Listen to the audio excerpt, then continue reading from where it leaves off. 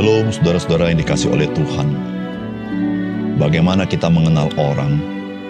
Kita dapat mengenal dari apa yang dia katakan. Salam jumpa dalam program Tuhan adalah Gembalaku. Saudara, ketika kita berbicara tentang mendeteksi kebenaran akan sesuatu, maka kita harus melakukannya dengan meneliti hal-hal yang sifatnya detail. Saudara, bagaimana dengan apa yang disebut dengan kepercayaan? Berapa banyak orang terhadap kepercayaan itu melakukan deteksi secara seksama dan detail. Banyak orang mengambil keputusan untuk sebuah kepercayaan didasarkan kepada pandangan umum, atau kesan umum, atau apa kata orang. Ketika kita berbicara tentang detail, maka hal yang terkait dengan Yesus Kristus itu tertulis secara detail, baik nubuatannya, penggenapannya, dan konteks sejarahnya. Saudara, perkara detail yang terjadi dengan Yesus Kristus itu tidak pernah dapat direkayasa oleh manusia, karena hal itu di luar kendali manusia. Saudara, apa artinya? Saudara, Kristus menggenapi apa yang Tuhan Allah nubuatkan dalam kitab suci. Saudara, mari kita membaca Markus pasal 16 ayat 1 sampai dengan 8. Setelah lewat hari Sabat, Maria Magdalena dan Maria ibu Yakobus serta Salome memberi rempah-rempah untuk pergi ke kubur dan meminyaki Yesus.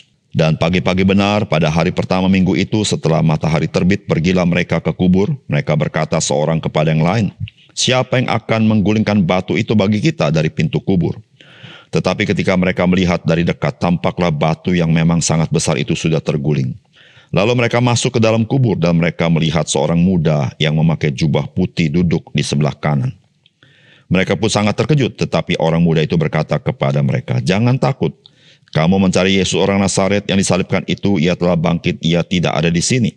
Lihat, inilah tempat mereka membaringkan dia.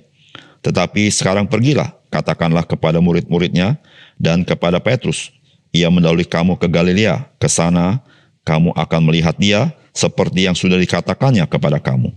Lalu mereka keluar dan lari meninggalkan kubur itu sebab gentar dan dahsyat menimpa mereka. Mereka tidak mengatakan apa-apa kepada siapapun juga karena takut. Saudara yang dikasih oleh Tuhan, hari Sabat tidak seorang pun orang Yahudi yang boleh bekerja. Namun saudara, perempahan jasad Kristus sebelum ia dikuburkan itu dilakukan dengan terburu-buru karena memang sudah mendekati hari Sabat. Tidak heran saudara, selepas Sabat ada ibu-ibu yang bersegera pergi ke kubur Yesus Kristus untuk merempahinya. Dan itu adalah hari pertama minggu itu. Saudara, apakah pesan firman Tuhan bagi kita? Yang pertama, Tuhan Allah telah merancang seluruh misi penebusan Yesus Kristus. Sehingga apa yang Yesus Kristus katakan tentang kebangkitannya terkonfirmasi dengan saksi mata. Saudara, firman Tuhan berkata, setelah lewat hari Sabat, Maria Magdalena dan Maria ibu Yakobus serta Salome membeli rempah-rempah untuk pergi ke kubur dan meminyaki Yesus. Dan pagi-pagi benar pada hari pertama minggu itu setelah matahari terbit, pergilah mereka ke kubur. Mereka berkata seorang kepada yang lain, "Siapakah yang akan menggulingkan batu itu bagi kita dari pintu kubur?" Tetapi ketika mereka melihat dari dekat, tampaklah batu yang memang sangat besar itu sudah terguling. Lalu mereka masuk ke dalam kubur dan mereka melihat seorang muda yang memakai jubah putih duduk di sebelah kanan. Mereka pun sangat terkejut. Tetapi orang muda itu berkata kepada mereka, "Jangan takut. Kamu mencari Yesus orang Nazaret yang disalibkan itu, ia telah bangkit, ia tidak ada di sini. Lihat, inilah tempat mereka membaringkan dia." Saudara yang dikasih oleh Tuhan, kita pasti mengingat apa yang Yesus katakan sebelum ia naik ke atas kayu salib, bahwa anak manusia akan diserahkan kepada pemimpin-pemimpin agama, lalu mati disalibkan, dan pada hari ketiga dia akan bangkit dari antara orang mati. Dan saudara yang kasih dalam Tuhan, bagaimana perkataan terkonfirmasi? Saudara, inilah peristiwa yang dikisahkan terkait dengan kebangkitan Yesus Kristus. Saudara, kematian Yesus Kristus itu mendekati hari Sabat. Dan ada seorang yang menurunkan jasad Yesus, itulah Yusuf dari Arimatea. Dan dalam catatan Injil Yohanes, ada Nikodemus bersama-sama dengan dia untuk merempahi jasad Yesus Kristus. Namun memang, karena waktu sangat mendesak, maka perempahan itu dilakukan dengan terburu-buru. Dan saudara yang kasih oleh Tuhan, ada ibu-ibu yang memang mengasihi Kristus. Maka mereka berniat untuk melengkapi atau menyempurnakan perempahan kepada jasad Kristus. Maka saudara, pada pagi hari sekali, di hari pertama minggu itu, setelah hari Sabat lalu, mereka pergi ke kubur. Dan saudara, mereka menyaksikan batu yang menutupi pintu kubur itu sudah terbuka. Dan kubur itu kosong. Dan ada malaikat di sana yang mengatakan, Yesus yang engkau cari, orang Nazaret itu, dia telah bangkit. Saudara, dengan peristiwa ini terkonfirmasi apa yang Yesus katakan. Dia bangkit pada hari yang ketiga. Saudara yang dikasih oleh Tuhan, peristiwa yang terkait dengan Yesus Kristus, maka dilaksanakan dengan saksi-saksi mata. Saudara, kaum ibu atau murid-murid Tuhan tidak datang pada hari kelima atau hari keenam. Tapi mereka datang pada hari ketiga. Dan mereka datang bukan pada siang hari atau pada sore hari. Tapi mereka datang pada subuh-subuh hari itu. Saudara, untuk apa? Supaya mereka menjadi saksi mata bahwa apa yang Yesus katakan, dia mengatakan dengan berotoritas. Dia mengatakan dengan benar dan dia menggenapinya dan tidak meleset sedikit pun.